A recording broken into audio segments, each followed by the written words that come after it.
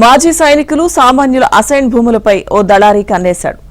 హక్కుదారులను చీకటి భ్రమల్లో ఉంచి వారిని లేనిపోని భయభ్రాంతులకు గురిచేసి తాను తప్ప మరెవరూ భూమిని కాపాడలేరని నమ్మించాడు.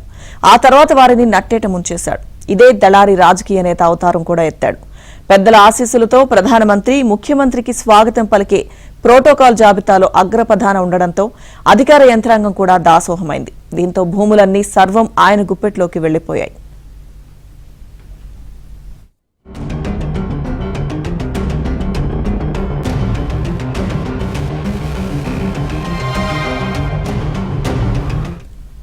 గతంలో వైసీపీలో పనిచేసి ఇటీవల టీడీపీలో చేరిన ఓ భూదళారీ ఊసరవెల్లిగా మారి విశాఖ, దాని చుట్టుపక్కల ఉన్న విలువైన భూములను మింగేసిన కథ ఇది.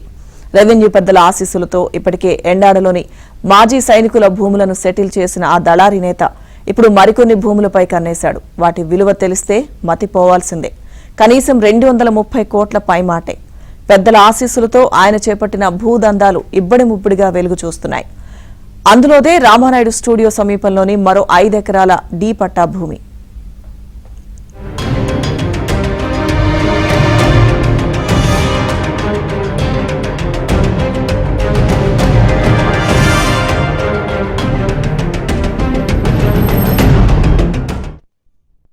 నెల్లూరుకు చెందిన ఓ వైసీపీ కీలక నేత విశాఖలోని చిన్నగదిలి మండలంలో రామానాయుడు స్టూడియో పక్కనే 5 ఎకరాల విలువైన భూమిపై కన్నేశారు. అది ఒక మాజీ సైనికుడిది. ఆ భూమిని ఆయన నుంచి నేరుగా వైసీపీ నేత కొనుగోలు చేసి తన పేరిట రిజిస్ట్రేషన్ చేసుకోవచ్చు. కానీ ఆ పని చేయలేదు. అది దొడ్డిదారిన దక్కించుకున్న భూమి. దీంతో కూటమి ప్రభుత్వంలో ఆ పని కాదనుకొని ప్రహరీ కట్టుకుని భూమిని తన ఆధీనంలో ఉంచుకున్నారు. ఆ భూమి విలువ 82 కోట్ల పైమాటే. ఇప్పుడు రెవెన్యూ పెద్దలు అధికార యంత్రాంగంతో మాట్లాడి సెటిల్ చేయించే బాధ్యతను విశాఖకే చెందిన టీడీపీ నేతకు అప్పగించారు.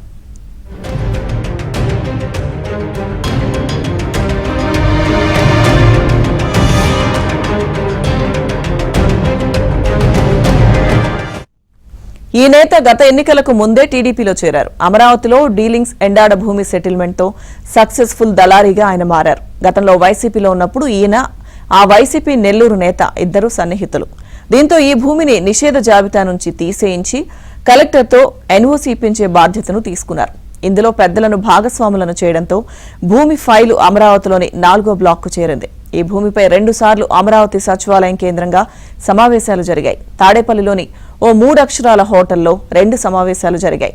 ఈ భేటీలకు నెల్లూరుకు చెందిన వైసీపీ కీలక నేత, ఓ మాజీ ప్రజాప్రతినిధి కూడా హాజరయ్యారు. త్వరలో దీనికి మోక్షం కల్పించబోతున్నారు.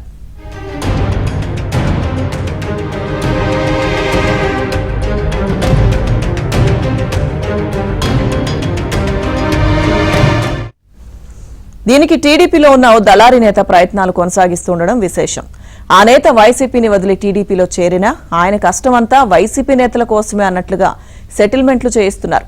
ఇదిలా ఉంటే ఇదే భూమి తనకు కావాలని భీమిలి ప్రాంతానికి చెందిన ఓ ప్రజాప్రతినిధి పేచీ పెట్టారు. తనకు ఆ భూమి దక్కకపోతే అందరి బండారం బయట పెడతానని కూడా ఆయన హెచ్చరించినట్లు తెలిసింది.